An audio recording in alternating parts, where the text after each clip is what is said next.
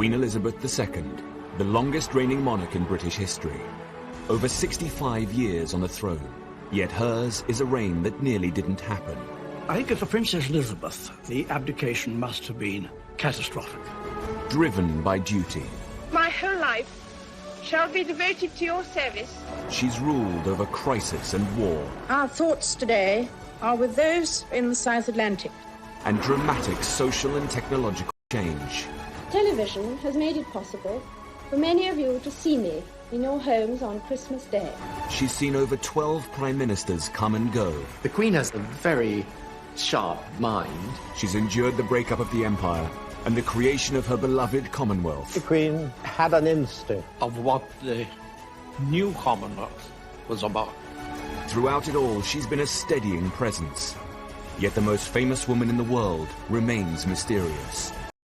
This is the inside story, as told by her closest friends and advisors. I think the Queen is basically a very shy person. She's very humble, actually. She's a wonderful mimic. I mean, she's really, really funny. It's hard to imagine a world without her. She has done her job bloody well. Elizabeth, the wife, the mother, the Queen. Princess Elizabeth Alexandra Mary was born on the 21st of April 1926 in the middle of a political crisis. The Home Secretary of the time was busy dealing with the threat of a general strike when he received an urgent summons. The birth of all royal babies had to be assented by a high level of cabinet, preferably the Home Secretary. And that meant he had to leave the general strike and go and basically sit in the next room while the Duchess gave birth to her little girl. Elizabeth Windsor and her younger sister, Margaret Rose, grew up with their parents, the Duke and Duchess of York, in their home at 145 Piccadilly, a mile from Buckingham Palace, never dreaming the palace would one day become their home. They called themselves We Four, Us Four, and they were never happier than when together. Because her father was second in line to the throne, he actually didn't have that much work, so she saw a huge amount of her parents. And this is very rare for children in the 1920s and 30s of the upper classes. This happy, protected family life wasn't designed to prepare Elizabeth for the distant possibility of ascending the throne.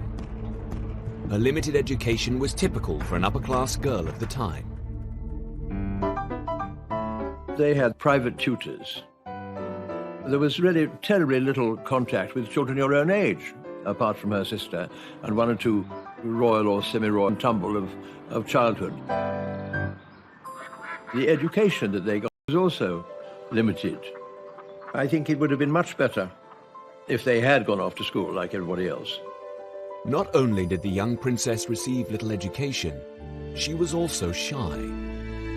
Lady Penn, a lady-in-waiting to the Queen Mother, has been a close friend of the Queen for most of her life. In a rare interview, she reveals how Elizabeth's mother tried to boost her confidence. The Queen Mother told the Queen when she was very young to be brave. I think the Queen probably, when she was young, felt walking into a room full of people was rather daunting. And she said to her, well, what you want to do when you walk into a room, walk through the middle of the door. And I think by that she meant, don't sort of go in apologetically. You walk through as if, you know, I'm in charge. And I think that was very good advice. Then, on the 10th of December 1936, one of the most significant days in British history, everything changed. It began, like any other typical day for 10-year-old Elizabeth, with one of her favourite pastimes, a swimming lesson. Lady Butter was a close childhood friend and often went swimming with the young Elizabeth. A whole lot of us went to learn to swim.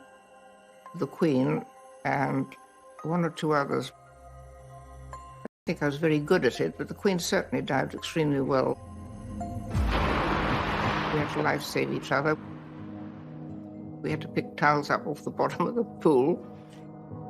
Certainly a lot of them were much better than I was. I think the Queen was extremely good, actually. After her swimming lesson, Elizabeth went home. Elizabeth was getting ready to write up her notes from her swimming lesson, and then she heard these sounds from outside, these great sounds of God save the king. And she went to a footman and said, why is this? What's happening? By an instrument of abdication dated... And the footman said, your uncle has abdicated and your father is king. God save the king. And Elizabeth was rather surprised. She was only 10. And she went to her sister, Margaret, and said, Margaret, uncle has abdicated and father is king. And Margaret said, well, does that mean you're going to be queen now? And Elizabeth said, yes. And Margaret said, well, poor you. But Elizabeth, she was so unflappable. She was so calm. She sat down and she wrote up her swimming notes as she planned to do, but at the top she wrote abdication day. And that, to me, is the key to Elizabeth's character. It's a rather overused phrase, but she's the epitome. Abdicated after falling in love with a twice-married American divorcee. Political pressure forced him to choose between the crown and the woman he loved. I remember being told that there was going to be a broadcast at night, and I was in bed, and I had a little wireless. I turned it on, I lay there, and I heard what he had to say. I have found it impossible to discharge my duties as king without the help and support of the woman I love. And I honestly thought it was the end of the world. I thought, we haven't got a king, what's going to happen? And that, I can remember feeling that. The last thing she wanted was to be queen. She did not want her father, who was a sick man, to bear the awful burden of being monarch. And I would think that she saw the abdication as being, from the point of view of her family, an unmitigated disaster. She was 10 years old, shy, and hadn't received the best of educations. But now, she would one day be queen. A 41-gun salute is fired in Hyde Park by 30-pounders, and the new reign is begun. When the abdication was announced, Elizabeth was catapulted into a new life. The relaxed lifestyle of We Four was shattered. Their governess, Marion Crawford, tried to help the young princesses to adjust to the changes overwhelming the family. Nigel Astle became a close friend of the woman they called Crawfie. Crawfie spent a lot of time talking to them about this change and trying to allay their fears, but at the same time saying, well, things have to be different. And you do realize that now when your father comes home, you will have to curtsy to him because he is king. And so when King George came home and his two daughters curtsied to him, he was thoroughly taken aback because suddenly there were these two girls being very formal and he just didn't know what to do. But eventually just swept them up and gave them both cuddles, and they realized, in fact, that their father hadn't changed. When they moved to Buckingham Palace, it was not what any of them expected. A lot of people think that these are fantastic places. They are luxurious, they exude comfort, but it is not like that. I think Crawfie explained it when she said it's rather like camping in a museum. But the 10-year-old princess was able to join the Girl Guides and members of the first Buckingham Palace Girl Guide Company, and I happened to be a lucky one. And so we got our uniforms, which was very exciting. And then we were divided into patrols. And I think I'm right, the Queen's was the Kingfisher, and I was certainly the Robin Patrol. I think she was her patrol leader too, so she had the responsibility for her patrol. We had to learn the promise, and we had to learn to tie knots, and we had to learn to signal Morse code. That was fun. Great, great fun. Even aged 10, she had a serious approach to life. Margaret Rose's best friend since childhood, Lady Glenconnor, recalls Elizabeth could be disapproving of her younger sister. Princess Margaret was always such fun. She was always thinking of sort of naughty things to do. We used to hide behind doors, and then when some wretched page came along with a tray, we'd jump out and say boo. The Queen used to say, you can't do that, that's very naughty. She was more serious, the Queen, than Princess Margaret. The princess's governess, Marion Crawford, noticed that even as a young girl, Elizabeth possessed an almost frightening attention to detail, which she would apply throughout her life. Crawford talked about the fact that the two little princesses were very different. On the one hand, Elizabeth, very methodical, sometimes quite obsessive about how she arranged her bedroom, how she arranged her clothes or whatever, whereas Margaret was very, very different. And it just showed yet again that here we have quite a normal family, just now thrust into the very royal limelight. Elizabeth had a strong, serious character, but she did not have the training to mould it for the task ahead. It was her grandmother, Queen Mary, who insisted Elizabeth should get a more serious education to prepare her for her coming role. I remember being asked to a children's party at Buckingham Palace and seeing this very, very, very tall, absolutely straight, ramrod straight lady. She always seemed sort of terribly unbending, as I think she was. It was Queen Mary's idea that Elizabeth should attend Eton College to study with Henry Martyn. I was actually taught at one moment, I think, by Henry Martyn. He was very grand. He was what was called Vice Provost. And he was pretty old, with a fringe of white hair, rather small, hobbled a little bit, but very, very beautiful, careful enunciation of every word. It was a rather old-fashioned sort of English. The way in which one governs. But he had two main messages that he gave to her, and she's treasured throughout her reign. Number one was the importance of political neutrality. Sir Henry Martyn was very, very sure that the monarch should be politically neutral, should stay out of disputes and remain above them. And of course, Elizabeth has been politically neutral throughout her reign par excellence. The other great message that Henry Martyn gave to Elizabeth was that of broadcasting. He said the most important thing you can do is get your voice out there, get your voice to the people, to those of Empire, to those of Britain, and that has been something she has deployed brilliantly. In future years, she drew on these lessons. Throughout her reign, she refused to be dragged into party politics and used first the radio and then television to broadcast to her people. On the 3rd of September 1939, Britain declared war on Germany.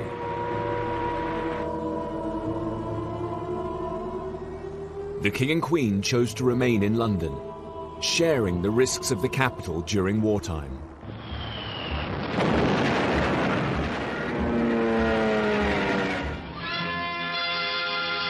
Latest outrage of the Nazis' indiscriminate fury is the bombing of Buckingham Palace.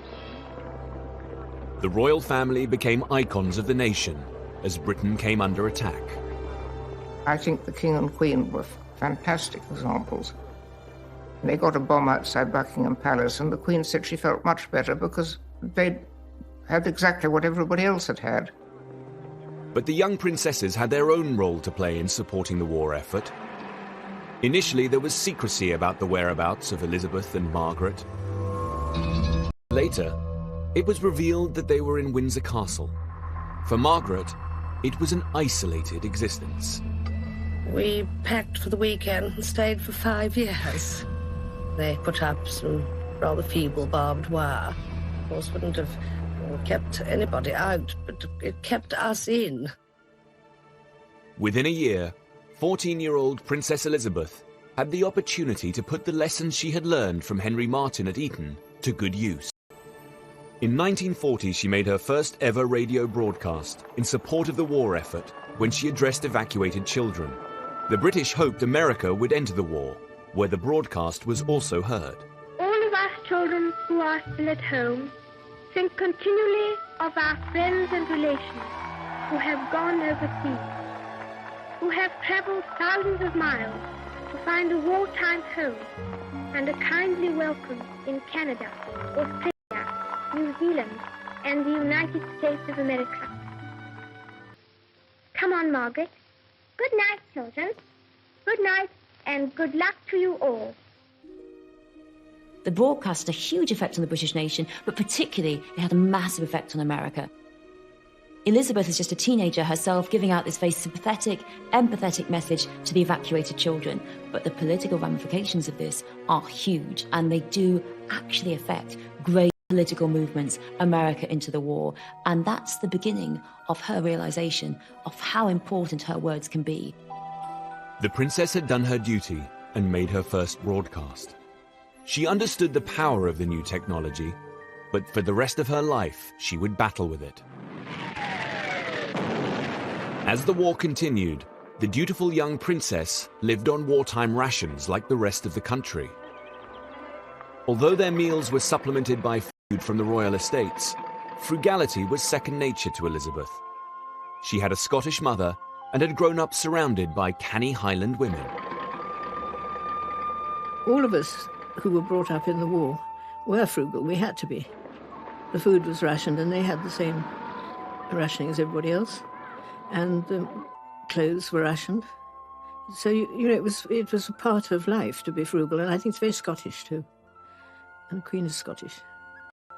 She is a frugal person, absolutely. I think that you say, if as a Scot, you're canny.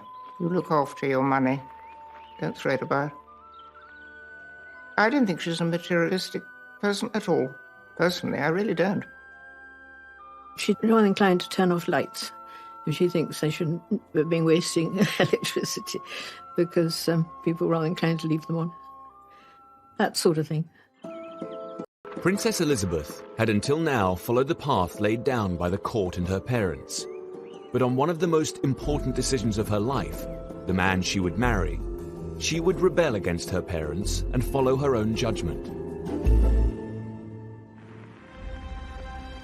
In 1939, a dashing young cadet arrived at the Royal Naval College, Dartmouth. He made a strong impression on Michael Vaughan. We saw this group of older cadets, usually at the double, so they attracted our attention, and we soon became aware that an outstanding figure amongst them was a tall, blonde-haired chap, who we soon learned was a prince, and that was quite exciting to have a prince at the college. He was Prince Philip of Greece and Denmark. Philip was a grandson of the King of Greece. He'd had a royal childhood, but it had been aristocrats. 3 of their husbands were members of the Nazi Party. His father was a playboy in the south of France, and his mother was confined to an asylum in Switzerland. Well, it's always difficult to know what affects other people, but I suppose that when you're in a situation, you know you have to deal with it. And he obviously loved his sisters, and he saw a lot of them, and he had cousins. And then I think he was happy with all of us. And I think he always used to say, well, I haven't known anything else. So, you know, I am where I am. And I mean, let's get on with it, frankly. That is him. That summer of 1939, the King, Queen, and 13-year-old Princess Elizabeth arrived at Dartmouth in the royal yacht. It was a visit that would change her life.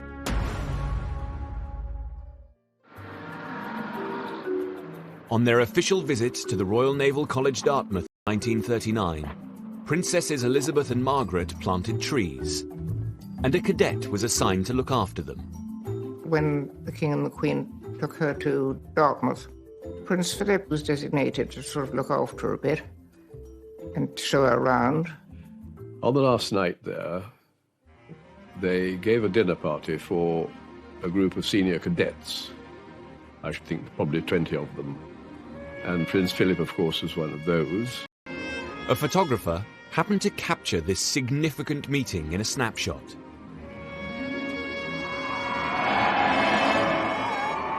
There was tremendous excitement among the cadets as the royal yacht steamed away from Dartmouth at the end of the visit. As the Victoria and Albert prepared to leave harbour, we'd all been told to get into these boats. And we all rowed downstream and followed in the wake of the V&A until she cleared the harbour. And then off she went, because we couldn't row as fast as she could steam. But one cadet didn't stop rowing. Prince Philip of Greece put on a burst of speed and pulled ahead of the other rowers. When they left, he got in a little boat and rowed out to sort of wave goodbye, which was quite a prank. And I should imagine rather frowned upon by the authorities. But that, I think, would have impressed her, and she would have thought, normal. fun. And I think she must have seen something then, actually. The rumours then started. Everyone said, oh, yes, they fell in love, and they're writing to each other. Well, I'm not quite sure how firm the intelligence was about these things, but that's what we all thought. The intelligence was right. In this rarely seen captured her attention. The first time I remember meeting Philip was at Royal Naval College, Dartmouth.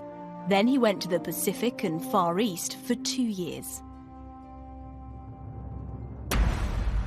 But her mother had in mind a much more traditional royal suitor. At Windsor Castle, in the midst of wartime England, Elizabeth and Margaret were surrounded by Grenadier Guards. The young Guards officers who were on duty at the castle became friends, and so they saw a lot of them. Young officers garrisoned there were some of the most aristocratic soldiers of their generation, and the most eligible. The King and Queen invited a few to meet Princess Elizabeth. I think that the Queen Mother's hope for Princess Elizabeth was very much that she would marry a Grenadier Guard. That was sort of the ideal. And there were, of course, various candidates. The Queen Mother encouraged Elizabeth to make a conventional British aristocratic match. So a few wartime balls were organised in the castle. They did have a party occasionally, a ball, which we were lucky enough to be invited to, and if you didn't live there, you stayed. And then I think it must have been the Blues and Royals were stationed in the Brigade of Guards in Windsor, so there were lots of young men available and delighted to have an evening out. I do remember the fun of the dancing, of boys and everything. They had a band, and the whole thing was just wonderful. I mean, you were taken out of the horror of the war. Marvellous 24 hours. Not only did none of these young aristocrats catch Elizabeth's eye, she was also about to stand up to her parents again. She wanted to play her part in the war effort, but her father had reservations. Finally, Elizabeth was permitted to join the ATS, the women's branch of the British Army, to train as an ambulance driver. The princess, who was on the eve of her 19th birthday when these pictures were taken, is at the wheel of a 1,500-weight truck in convoy. Although she drives it with apparent composure, she had no experience of driving before she commenced her training. Her image as an ambulance driver played a potent part in wartime propaganda and was considered a huge success. Her persistence had paid off. The German war is therefore at an end. We may allow ourselves a brief period of rejoicing. Approaches to Buckingham Palace were almost continually jammed.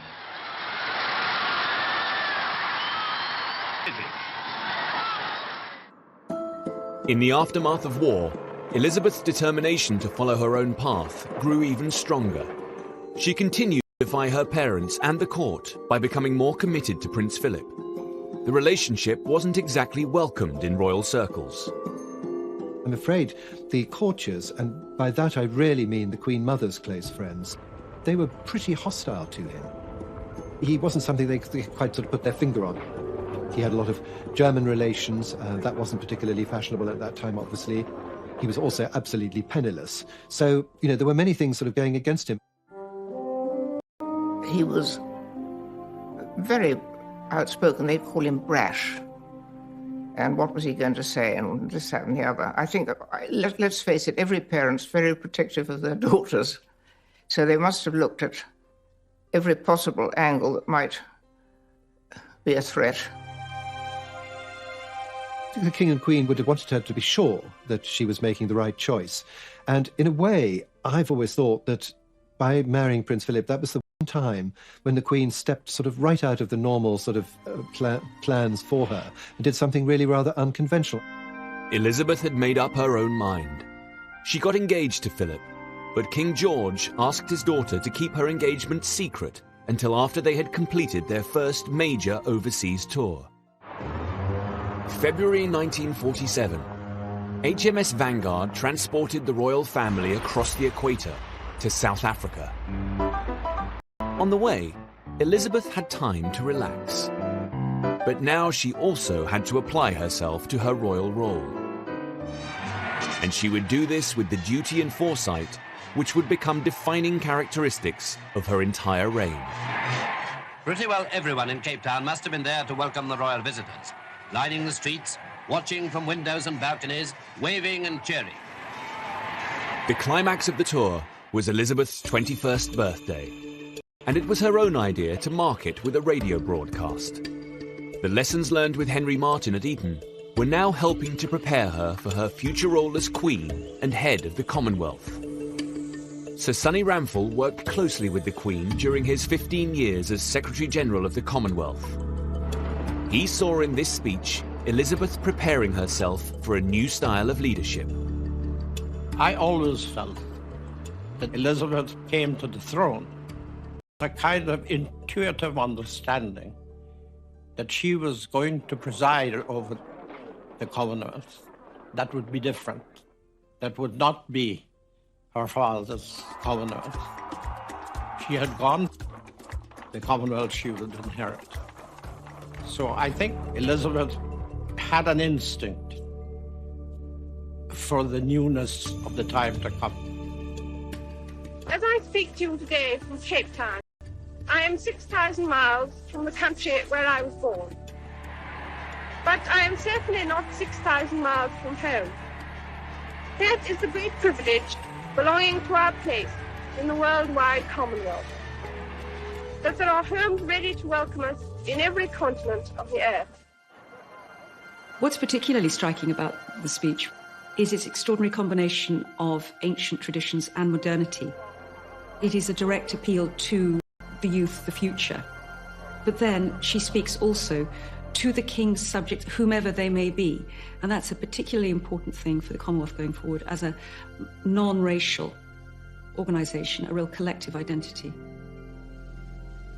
There is a motto which has been borne by many of my ancestors, a noble motto: I serve.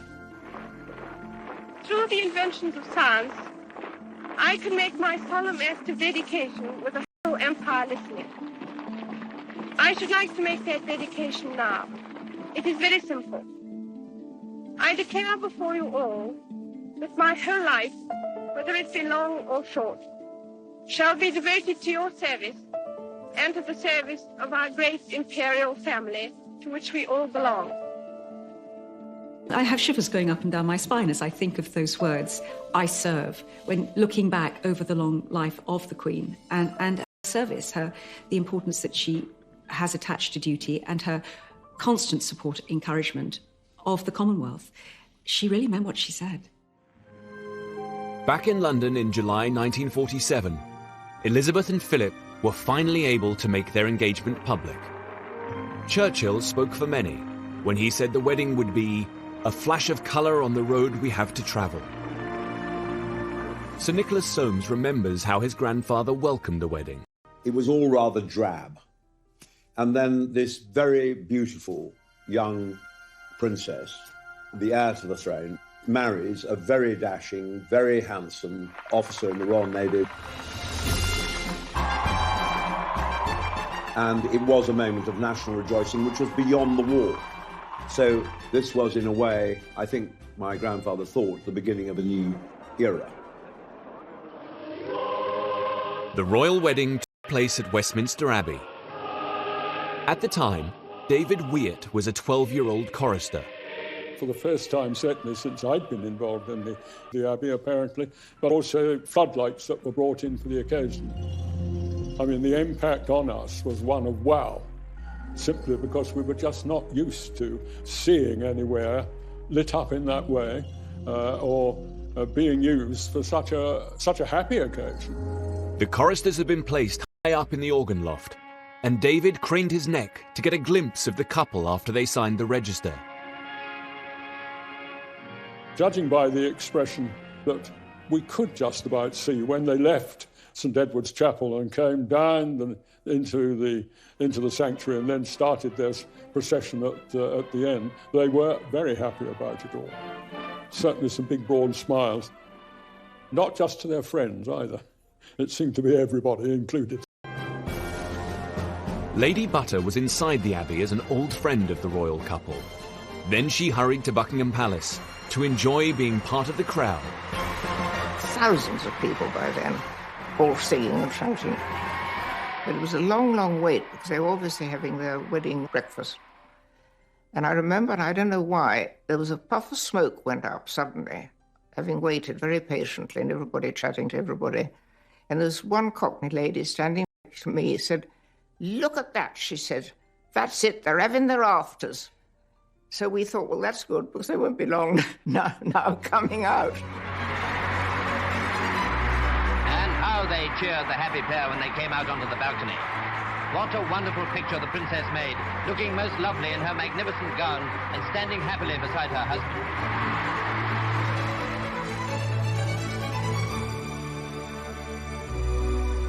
Lucky her, I think we thought, and lucky all of us, frankly.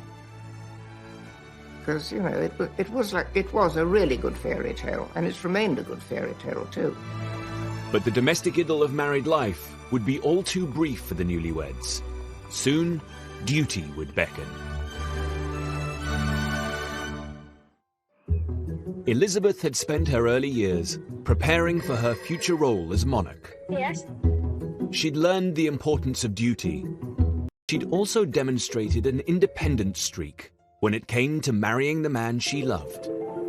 With her handsome husband by her side, she could concentrate on enjoying married life. They set off for Malta. Prince Philip was stationed there as a naval officer and had command of his own ship. In Malta, Elizabeth could put thoughts of becoming queen to the back of her mind. Martin Scicluna was a teenager in Malta in 1949 when Elizabeth became a close friend of his grandfather. His name was a historian, he was a Knight of Malta, and when Princess Elizabeth came out to Malta in 1949, he was asked to be her mentor. I have a picture which shows a great affection in the look of the Queen's eyes and in my grandfather's eyes as they met. She lived at a wonderful place called Villa Guardamangia. Sadly, a place which has fallen into some decay since then. But she was there in a married quarter. It was an ordinary naval officer's married quarter. She was relaxed. She was away from the spotlight. She was able really to be free, possibly for the first and only time in her life. She very much entered into the life of an ordinary naval officer's wife. So she would go to beaches to swim. She would go to the Phoenicia, famously to the Phoenicia Hotel, where they would dance. Filming was permitted during the course of the evening, giving this brief impression of an eightsome reel in which the royal couple took part. The Maltese are very good at not intruding on people, particularly people who are famous by definition, and giving them space to be themselves. And I suspect it was probably the only time she was able to do that.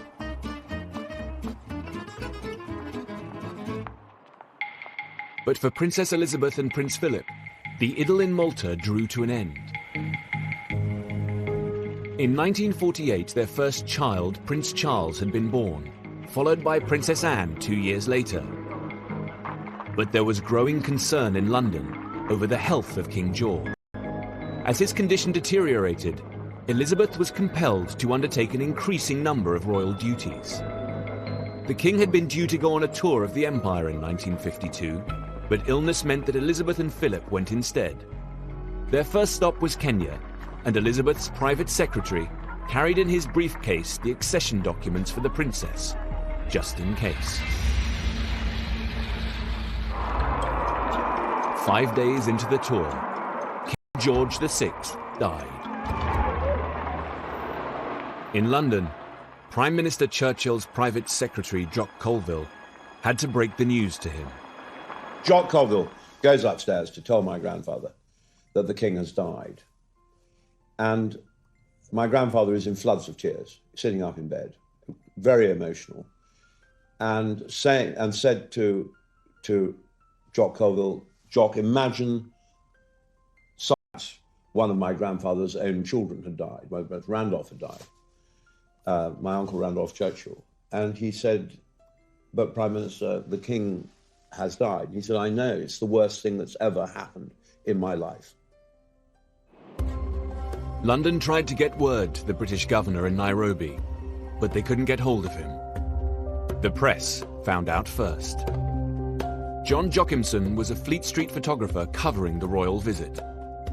I saw the chap from the East African Standard on the phone to his office saying, well, I can't believe it. And I stopped and I thought, hello, what's happened? And then he said something about that the King had died, and this is the first they knew about it. Jockimson overheard a journalist telling Elizabeth's private secretary about the King's death. So he dashed to the lodge at Sagana, where the royal party was staying. But by the time he got there, the news had been passed to Prince Philip. It was shattering, because there they were in Kenya, perfectly normal married couple, having a very happy life. And overnight, I mean, to be told this, and for Philip to have to break the news to the Queen. We were standing outside the Royal Lodge with our cameras in our hands, and somebody came out and said, Her Majesty requests that no pictures be taken. So three of us put our cameras on the deck, you know, in the dirt. And we said, no, well, we're going to stay here and see her as she comes out. And about 5 minutes after, she came out in the cars quite slowly. I remember her looking so sad, and she just raised her arm, much to say thank you for not taking the picture. I shall never forget, she came back dressed in black, coming down the steps of the aircraft and realizing, well, that was it. Everything had changed. And being met at the bottom of the steps as Queen. At the foot of the steps stood her Prime Minister, Winston Churchill. He saw in this young woman a monarch he could guide.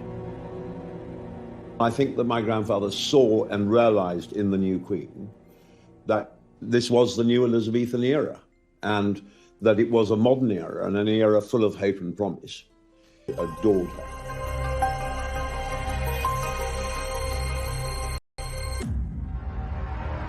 In 1952, Princess Elizabeth became the youngest monarch to ascend the throne for over 100 years. Her accession was shocking and unexpected. Called to be Queen, sovereign head of a great Commonwealth of Nations at the early age of 25. In the 1950s, the country was emerging from the drab post-war era. During her first decade on the throne, the Queen would make use of her glamour and youth to shape the monarchy. The spectacle of a young Queen performing these tasks with so much poise and elegance soon made it fashionable to talk of a new Elizabethan age. But there would be great challenges ahead. She needed to learn how to deal with politicians as a constitutional monarch. And when her sister fell in love with a married man, she had to navigate the conflict between duty and family. Privately, she wanted Princess Margaret to be happy, and publicly she couldn't grant that happiness. June 1953 saw the coronation of a beautiful young queen and the head of the British Empire, the largest empire on earth. A new technology, television, wanted to bring the ceremony into every home in the country. But television was an intimate medium, and the Queen struggled with it. She feared that television would sully a deeply religious ceremony. The Queen's close friend, Prue Lady Penn, remembers how much it worried her. Television was very new, and I think it worried people that it was going to be an intrusion on a very solemn and sacred moment in her life. The Prime Minister, Winston Churchill, shared the Queen's concern. He'd never been a fan of the new medium. It is no secret that my grandfather's view was that it was improper for the nation to ogle this moment over their coffee cups, and that in some way detracted from the dignity of the ceremony. Initially, the Queen insisted that TV cameras should not cover the sacred central part of the coronation ceremony. She was happy with the procession coming down the aisle, anything being filmed up to the rood screen. But inside that special part of the Abbey, she thought that should be private. She didn't like the idea of it, and Churchill responded to her concerns and backed her all the way. When it was announced that television would have only limited coverage and the public would not see the moment of the crowning, there was a huge reaction. The newspapers of every persuasion, from the Mirror to the Times, that very day, said no. In response to public pressure, Churchill partially backed down. In this secret record of cabinet discussion, Churchill stated, "I am concerned with the public disappointment caused by the announcement that there would be no television of the coronation east of the screen. I am satisfied the decision should be reviewed." However, he was quietly busy imposing other restrictions, including no close-up views of the Queen should be photographed or televised at any stage of the ceremony. BBC broadcaster Peter Dimmock, who had been fighting to televise the coronation, was asked to stage a demonstration in the Abbey to prove there would be no close-ups. But Dimmock had a trick up his sleeve. He deliberately used the wrong lens. My father was quite naughty because when he did the demonstration in the Abbey to the establishment, he used a wide 2-inch lens so that when he showed them what it would look like on television, it looked as though it was very far away, the camera. But on the actual day, he didn't use that lens. He used a different lens, which meant he got that fabulous close-up of the Queen, which was so successful and everybody loved it. In the end, the Queen compromised and let the whole ceremony be televised. With the exception of one moment, the most sacred of all, when she was anointed with holy oil. On Coronation Day, 2 of the Queen's maids of honour, Lady Jane Rain Lacy and Lady Glenconnor, remember the moment she arrived at Westminster Abbey. 4 of us went to the Abbey to receive her. We were standing by the door waiting, and then suddenly we realised she was coming because we could hear this roar, and it got louder and louder and louder. And around the corner came this golden coach. It was like a fairy tale. And then the Queen, I mean, looked fantastic. We hadn't seen her in her dress, this beautiful dress, sort of tiny waist and wonderful complexion. I mean, she just looked dazzling. And then she just turned round and she said, "Ready, girls?" Off we went. Ready, girls. Ready, girls. We were as ready as we ever could be. Little did the 27-year-old realise she would become Britain's longest reigning monarch. On the 2nd of June 1953, the young monarch Elizabeth II walked down the aisle towards her coronation. For the Queen, this ritual was not about taking power. For her, it was a moment of spiritual transformation. The great thing about her was she was so calm. And I think that's what made us feel, you know, everything was when the Queen was crowned. The Queen had compromised and allowed this moment to be broadcast.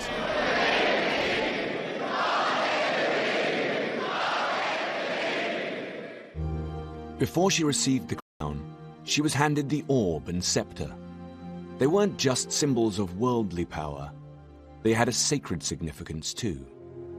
The Archbishop of York, John Sentamu, who has preached before the Queen, explains. She's given the orb, which is made up of about 600 jewels and pearls, and on top a cross saying Christ is Lord of the whole earth. And then she's given a scepter with a big diamond in the middle, and again on the top has got a cross. The scepter is telling her, Queen, your power comes not from Parliament or inherited from your father, but from God. But the Queen's deep faith meant that the holiest moment of all was not televised. The Queen insisted the cameras did not show the sacred anointing with holy oil. The head is anointed for wisdom. The chest, which is where the heart is anointed for mercy, for kindness. And then the hands are anointed for service. To prepare the Queen for the holy moment, her elaborate robes were taken off, and she was dressed in a simple white shift. It brought a lump to my throat, but she looked like a very young girl, younger than 26, I think she was. She looked like 18, and so vulnerable and defenseless in a way, just sitting there. And we were able to see it because we were just there, and very few people did. I remember feeling quite choked by it. I'd never seen her look like that before. She'd always been very dressed up, and I'd seen her in beautiful dresses. And here she was with nothing. For Lady Glenconnor, it was nearly too much. It was while the Queen was being anointed that I thought I was going to faint. Luckily, Jane could feel me sort of swaying, and Black Rod, who was just behind me, realised and pinioned me to the pillar with his arm, and it just gave me that much support. For the Queen, the coronation had transformed her into a servant of God. But when she returned to Buckingham Palace, the Queen was reminded that she was also a mother and a monarch. When we got back to the palace, the Queen walked in and lifted off the crown with a sigh of relief. I think she said it was giving me a headache. Very heavy. Yes. And she put it down on this little side table, and somebody came forward and gave her a cup of tea, and he made a beeline for the crown. And I was not that near, but near enough. I could have made a lunge for it. But somebody, I think it was Prue Penn, rushed towards him and got it just in time. You could see his little podgy hands so getting ready to try it on for size. At the end of the long day, the Queen had promised to serve her people. Now she stepped onto the balcony to enjoy their acclaim. What was so wonderful was everywhere the Queen went, we had to go too. We had this wonderful view of everything. Yes. We were in the front row next. I know, it was this sort of roar of love. You could feel it, couldn't you? Coming at you. It was more or less something that sort of hit you. You can't imagine what it was like. This blaze of colour, pageantry, and a beautiful young Queen. Well, of course, it was a beautiful young Queen, you're right, because nothing else, I'm afraid, will ever come near it. No. A middle-aged man, it isn't quite the same thing, is it, Jane? No. 2 years after the pageantry and reverence of the coronation, another event showed the Queen's intense Christian faith, when the exciting American evangelist Billy Graham arrived to tour Britain. We believe that he died, we believe that he rose again, but that's not enough to make you a Christian. That's an intellectual faith. There must be the receiving, that act of trusting and commitment to Jesus Christ as your Lord and Master and Savior. Have you done that? If you haven't... 2 of the Queen's coronation maids of honor went in person to hear Billy Graham preach. He really sort of touched a chord. You must receive Christ. Receive and with such passion and conviction. I've never heard a sermon that really made me jump out of my seat. All of us believe in God. And I really felt the presence of God. I mean, I felt that he really was sent from God, actually. These scenes of religious fervor were shown on television. The Queen watched, and a few days later she invited Billy Graham to Windsor Castle. He went to Windsor to preach actually in the chapel in the Great Park, which is like the private parish church of the royal family, and was invited to lunch afterwards, and found a young English sovereign who was remarkably versed in the ways of the Bible, who loved discussing the evangelical precepts by which he stood. Jesus was the Son of God, sent to earth to save us.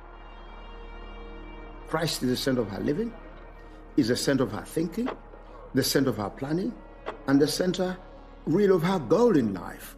Because she knows in the end, ultimately, will be answerable, not to humanity, but to God.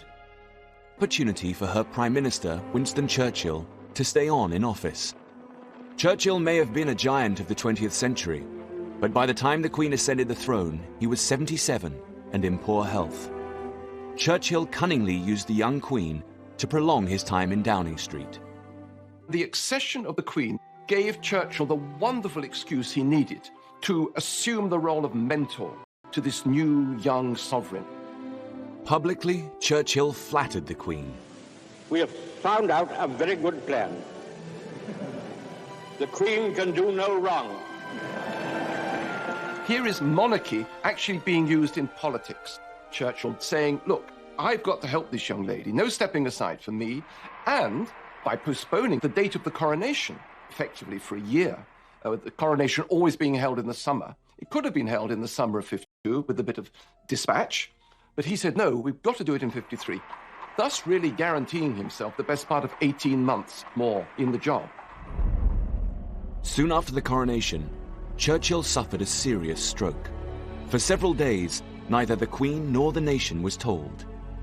The Queen learnt that her Prime Minister had been close to death, but it was hard for a monarch in her mid-20s with limited education to confront a grand old man and encourage him to step down. Churchill had served 6 of the kings and queens of England. So the Queen had, I imagine, tremendous respect and I assume a sort of reverence for my grandfather. But equally, she had a constitutional responsibility, and I think it must have been very, very, very difficult for her, not wanting to upset my grandfather. Equally, he was clearly incapacitated. Churchill recovered enough to insist he would stay on as Prime Minister. Not only was Churchill old, he was also determined to maintain the British Empire. But the young Queen wanted to transform the old empire into the modern Commonwealth, a free association of independent countries. It had been founded in 1949 during her father's reign, but Elizabeth was committed to expanding the Commonwealth. In the autumn of 1953, the Queen and Prince Philip set off on a round-the-world tour of 12 countries. That would encourage the transition from the Empire into the Commonwealth. I think that tour in the early 50s did mark the evolution of the modern Commonwealth. You could have all the declarations you wanted, but unless they were translated into human action and interaction of the Queen, it couldn't be a Commonwealth of the flesh. The longest visit on this tour was the 2 months the Queen spent in Australia, when she became the first British monarch to visit the country. When she arrived at the dock in Sydney, the huge crowd included future leaders of Australia. I remember the first day, along with everybody else, we went down to Farm Cove. Didn't get very close, but we were caught up in the celebratory character of it. That was a great day for those of us who had the luck or foresight to be in Sydney. And it was a beautiful Sydney day, and there's no city in the world that can turn on a welcome with a harbour quite like Sydney. It was an extraordinary tour. She met something like 6 to 7 million Australians out of a population of 9 million. It really was a combination of Grace Kelly meets the current Duchess of Cambridge in terms of popularity, a real interest and affection for the Queen. Melbourne, where the Queen and His Royal Highness were given one of the most tumultuous welcomes of the whole tour. Nearly 1 million people, many of whom had been waiting 24 hours in the streets, were there to wave and to cheer. The writer Thomas Keneally, then aged 18, was a Republican. He wasn't a fan of the Queen, but he could see her allure. I have no ill will towards the monarchy, but I wasn't very interested.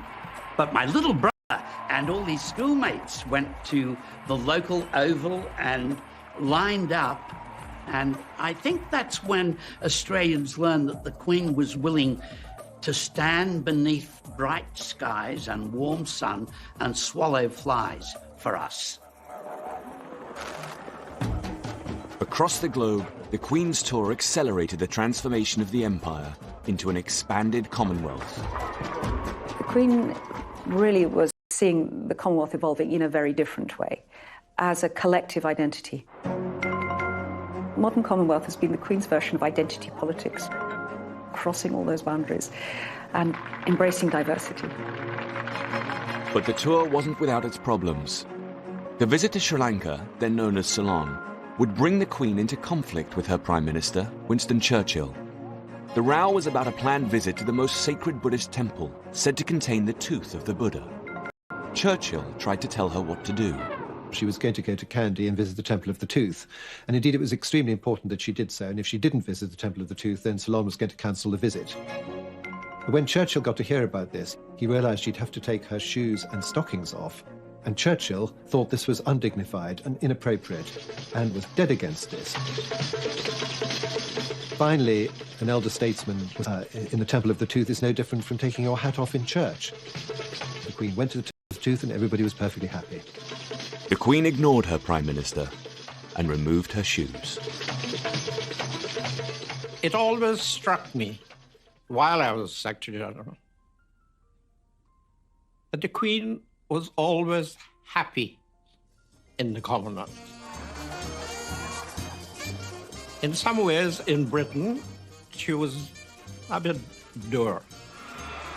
But in the Commonwealth, she was laughing. She was involving herself. And when the brew was ready, it was offered in a coconut shell to the Queen. She returned to Britain in May 1954. And within a year, the Queen received the resignation of her first Prime Minister. At the age of 80, Winston Churchill finally left office. The Queen did him the great honour of coming to dinner at Downing Street in his last week. The Queen lifted her glass to my grandfather and she said, "To my Prime Minister." And my grandfather, without any preparation, he stood up and he said, "I propose a health I used to drink when I was in the 4th Hussars at Bangalore in India in the reign of Your Majesty's great-great-grandmother, Victoria. And I drink to the wise and kindly way of life of which Your Majesty is the young and gleaming champion."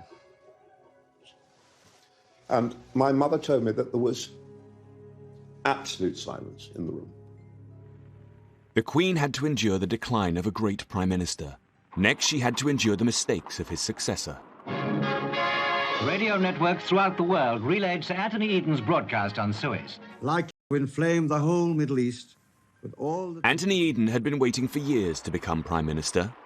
Then he rashly took Britain into conflict with Egypt over the Suez Canal.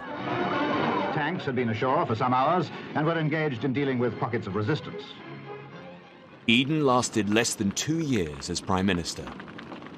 When an issue like the Suez crisis comes along, the Queen is obviously extremely well informed by a great number of people and may have very strong views about it, but one of her skills is, as a constitutional monarch, to be above politics, and therefore she must keep out of the day-to-day drama of the affair. When it came to her prime ministers, the Queen was learning the limits of her political power. But could she use her youth and glamour to reshape the monarchy? London was coming back to life after years of austerity. The Queen was at the centre of a glamorous world of show business and British fashion. Her Majesty, talking with Miss Munro, remarks that they were neighbours at Windsor. She may have been Queen, but she and Prince Philip were able to throw themselves into the colourful world of London nightlife. Her close friend Prue Penn remembers.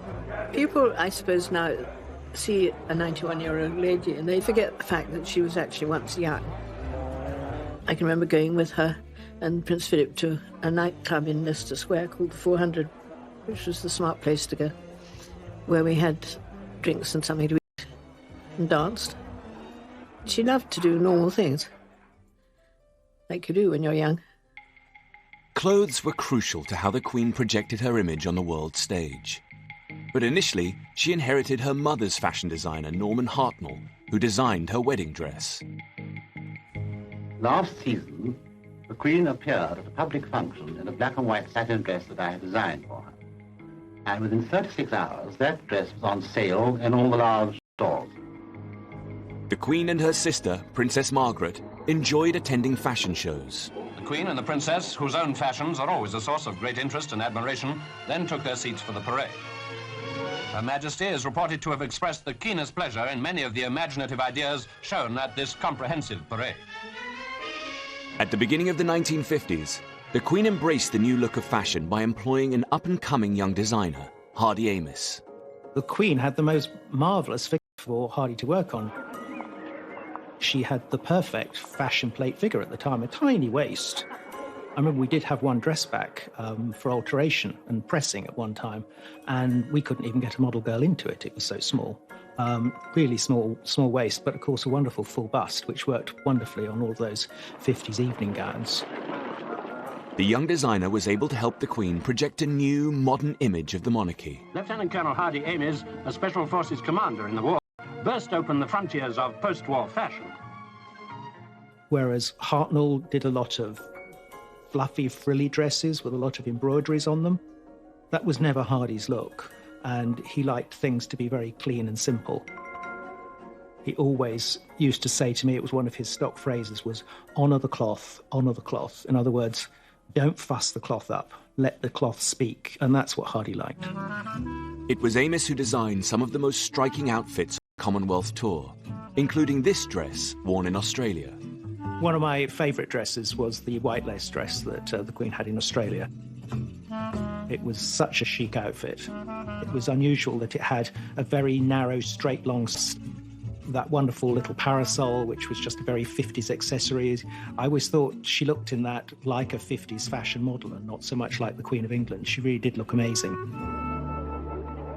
The Queen and her sister both dazzled the world with their youth and glamour.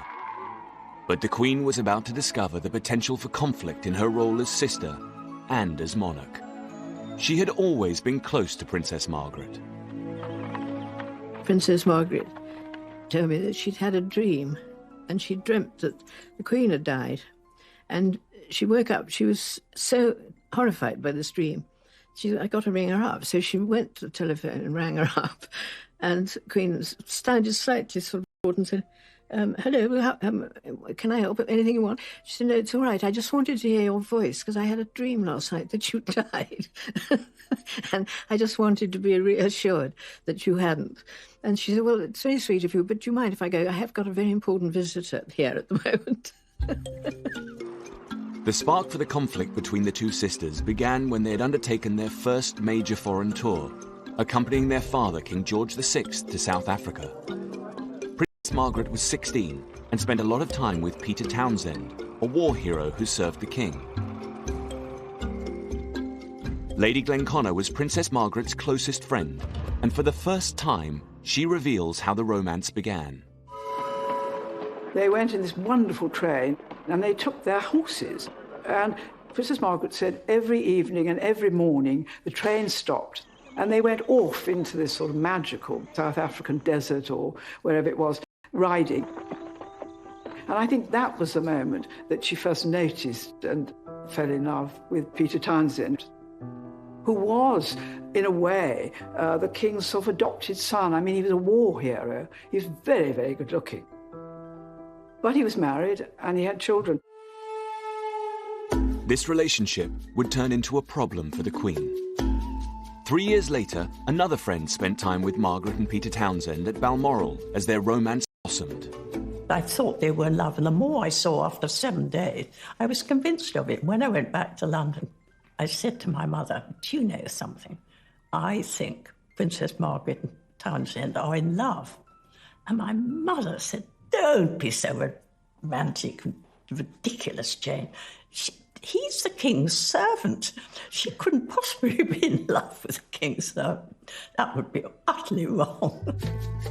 In early 1953, Margaret privately requested the Queen's permission to marry Townsend. The Queen asked Margaret to wait until after the coronation. On Coronation Day, they reported Margaret was in love with a divorcee, Peter Townsend, which posed a serious problem for the Queen as head of the Church of England. I think she would have been happy for whatever happened as long as Princess Margaret was happy. That would have been her main thoughts in all of that. I don't think she had any sort of strong feelings about the fact that he'd been married before and he was divorced. I don't think that came into it. But he was quite a lot older than her. And, of course, he was a divorced person in those days. I mean, divorced people weren't allowed to come to Ascot. It's all so changed now. But it was very difficult for the Queen to know how to respond, really. Now the Queen faced conflict between her affection as a sister and her duty as a monarch. I think the Queen's view of the romance is very complicated because she was head of the Church of England, and so therefore she had to take a certain line. So privately she wanted Princess Margaret to be happy, and publicly she couldn't grant that happiness. When Edward VIII fell in love with a divorcee in the 1930s, the affair was initially hushed up. But by the 1950s, the popular press was cheering Margaret on. 96% of Daily Mirror readers wanted her to marry Townsend. The Queen may have wanted her sister to be happy, but the palace acted decisively to get rid of the problem by posting him to a British embassy abroad. Well, in 1953, when it all became public, Tommy Lascelles, the Queen's private secretary, packed him off to Brussels, got him out of the way. While Townsend was in exile, the newspapers kept running the story. In August 1955, Princess Margaret was in Balmoral for her 25th birthday. Hundreds of journalists camped on her doorstep because on that day, Margaret no longer needed the Queen's permission to marry. Margaret found herself splashed on the front page. When Townsend returned from his banishment, the press hounded him relentlessly. Initially, he stayed with Prue Penn. What he minded most was this press intrusion, which he found terribly hard. They followed him everywhere. Seldom can a man have been so widely discussed without being able to say a word for himself. And I know when he came to our house, he tried to give them the slip, but he couldn't. And they were round him in motorbikes and cars and goodness knows what. What the press didn't realise was that the palace plan to scupper the romance had worked. Prue Penn noticed how things had changed. It had been such a sort of rocky road, in fact, that I think it had probably killed something. You know, I think something like that does. By old now, she can do as she wishes. I think the romance was over. It had fizzled out. A few weeks later, Margaret made her decision public. The love and affection, sympathy and understanding of the nation and Commonwealth go out to Princess Margaret in her courageous decision. The end of Princess Margaret's romance with Townsend left a question hanging in the air. Had the Queen's commitment to doing her duty sacrificed the long-term happiness of her sister? Princess Margaret's closest friend remembers the last time the couple met, 40 years after their romance ended. Peter Townsend came to lunch with her, and I said, what was it like seeing him? And she said, well, charmingly, she said, well, he hadn't changed at all. I mean, he was, you know, and I actually was, because I lived with her at that time, and I looked out the window and saw him getting out of the car. You know, he was an old man, and yet in her eyes, he hadn't changed. I thought that was very touching. But the conflict between family and duty as monarch would cause even bigger problems in her relationship with her husband. When the young Princess Elizabeth had daringly decided in 1947 to make Philip her husband, she defied her family's expectations.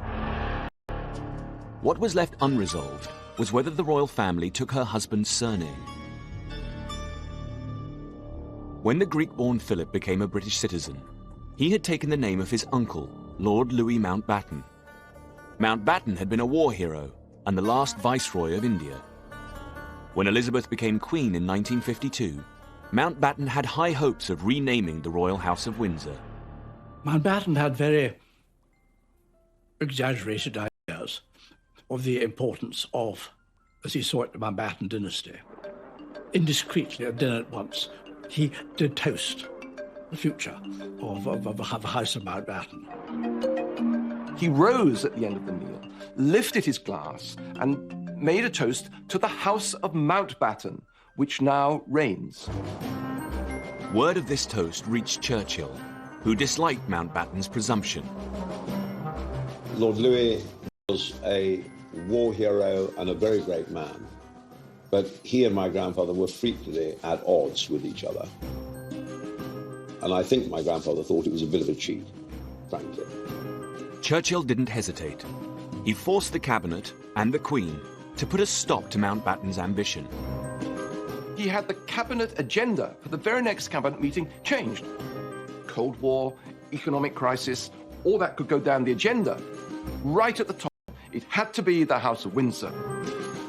The cabinet was strongly of the opinion that the family name of Windsor should be retained, and they invited the Prime Minister to take a suitable opportunity of making their views known to Her Majesty. The battle over the name disturbed Prince Philip. He was upset to be told that he couldn't pass on his name, Mountbatten, to his son. He was a Mountbatten. And I suppose it must have struck when Prince Charles was born, because after all, your child is, you wanted to carry your name. I suppose Prince Philip must have assumed that he would have the Mountbatten name. Philip vented his frustration in one pithy sentence. I believe this story that he once bitterly said to somebody, "I'm nothing but a bloody amoeba existing to procreate." Philip was also unhappy when his wife's job as Queen took priority over his naval career. His Royal Highness then went aboard their training cruiser, HMS Devonshire, to present end-of-cruise prizes. Prince Philip was a very ambitious, careerist naval officer. It was for him a bit of disappointment that when he still had at least several years of his career to run, and the ball at his feet, so to speak, to suddenly be translated into another world, where inevitably, however valuable his role, however important things he did, he was going to play second fiddle. And he did not like being second fiddle. To keep her husband happy, the Queen went out of her way to give him a central role in the royal family. He's an alpha man. He's used to using his talents, and he can't pursue his career. So a deal is made. The Queen is going to be the Queen. She'll be the monarch. But at home, he is the head of the household, and he makes decisions about what happens to the family, and particularly what happens to the children and where they go to school. Philip was determined that Charles should go to his old school, Gordonston, famous for encouraging physical toughness. Prince Philip's cousin, Myra Butter, happened to be staying at Balmoral when Charles had his first day at his new school. It was not a happy day. But all I can remember is that when Prince Philip came back from taking Charles to school, and looked slightly shaken. And I remember he went straight over. He didn't say anything, but he went straight over and poured himself out a drink. I do remember that, and I thought, oh, that...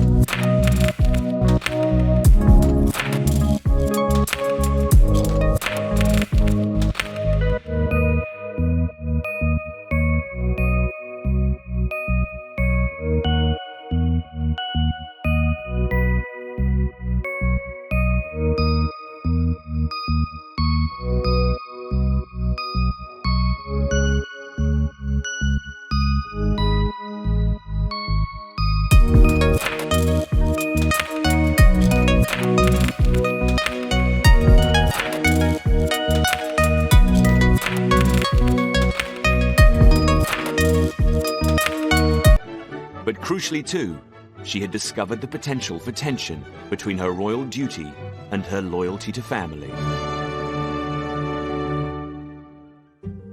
Next time, the Queen is attacked for being remote and out of touch with her people. The personality conveyed utterances which are put into her mouth is that of a priggish schoolgirl. By the end of the decade, the Queen had been persuaded to let the cameras film her family life. I don't think Prince Philip liked it very much. But the Queen was wonderful about it. And the film, of course, had a marvellous response. But would it be enough to win over her people?